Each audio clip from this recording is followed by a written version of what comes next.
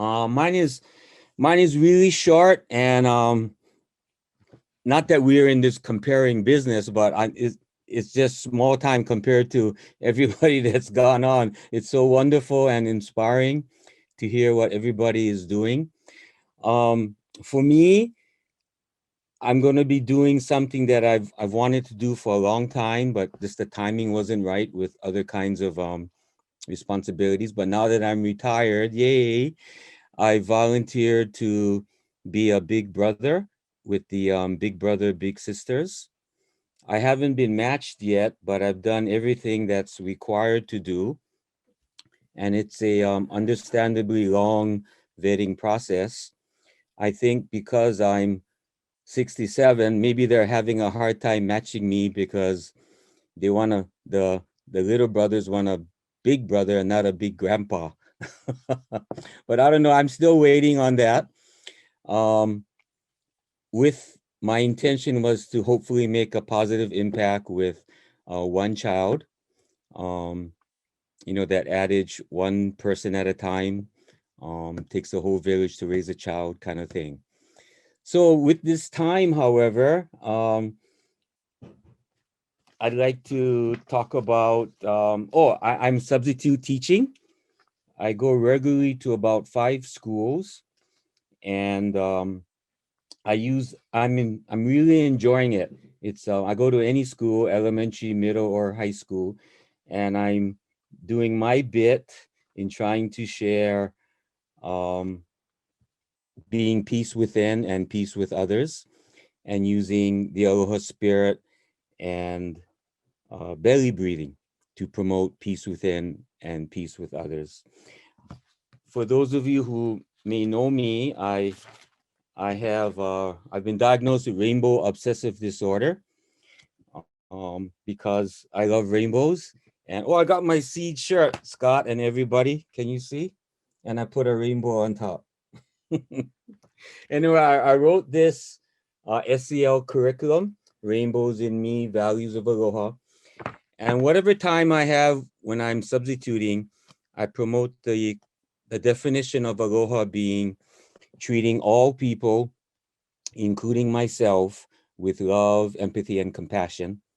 We work together, play together, and help each other, especially in this time of COVID and rising mental health needs. I want to emphasize having aloha for everybody and including ourselves. Um, and belly breathing or mindful breathing or deep breathing is, to me, it's a really key ingredient in finding peace within oneself, among other things, of course. Um, One thing about, I also tell the kids, um, this drawing here, I don't know if, can you see this? Scott, can you see it? Too far? Yep, we can see it. Okay. Each line, each color represents a group of people from everywhere in the world who has moved to Hawaii, beginning with the um, Kanaka Maoli, the native Hawaiians, 15, 1600 years ago from the Marquesas or Tahiti, Marquesa Islands or Tahiti. And I say that my grandparents moved here from Okinawa 114 years ago. And of course, other people have come from um, around Oceania and Asia, China, Korea, Vietnam, Samoa, Tonga, and then Europe via the mainland or just from Europe, or the European countries, from Africa, South America, everywhere.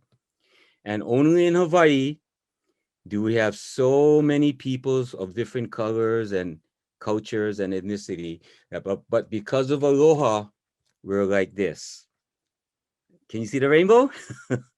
And although we're far from perfect, of course, nowhere have I been, nowhere have I read about, do so many different people learn because of aloha to get along with each other, to work together, to play together, and to help each other. So that's what I tell the kids why rainbows mean so much to me. Rainbows and aloha. And how am I doing on time? Okay, I'm doing good.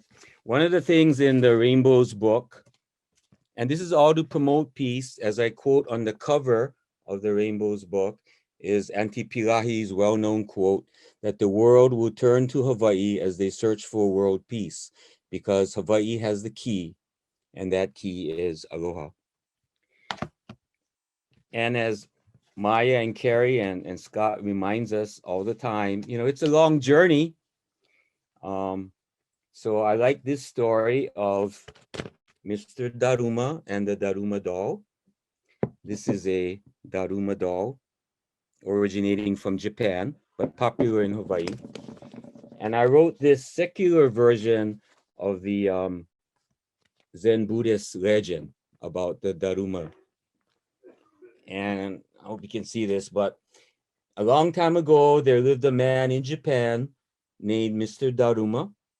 One day, Mr. Daruma had a terrible accident, and in order to save his life, the doctors had to cut off his arms and legs. Mr. Daruma, of course, felt very sad.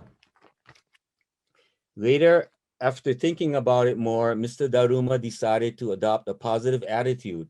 Yep, he said, I no longer have my arms and legs, but I can still enjoy life. I want to always do my best and be everything I can be. I will never give up and quit. I will set goals for myself and work hard to achieve them. From that day on, Mr. Daruma lived a great life. After 8 months of very hard work, he was able to swim again. On that day, a beautiful rainbow appeared. Today, because of his positive attitude, the story of Mr. Daruma's life is famous in Japan. In Japan, they have special dolls called Daruma dolls. Like Mr. Daruma himself, the Daruma doll has no arms and legs. When you knock the Daruma doll over, it always gets back up. Always. This is called the Daruma spirit, and people in Japan say 7 times down, 8 times up. People buy Daruma dolls to help them reach their goals and live successful lives. They color in one eye of the Daruma doll when they set a goal, and they color in the second eye after accomplishing the goal. 7 times down, 8 times up. That's the Daruma spirit. So, of course, this applies to everything and anything in life. But for us here at Seeds of Peace and all the other projects we're doing, it's a good reminder that, as Martin Luther King said, the arc of the moral universe is long, but it bends towards justice. And everybody here attending and in past years through Seeds projects, we do what we can to not give up, to support each other and not give up so that long arc of the moral universe continues to bend towards justice. So I applaud everybody that has gone so far, and I'm sure after I'm done. And thank you, everybody. Wonderful work. Aloha. Okay, opao.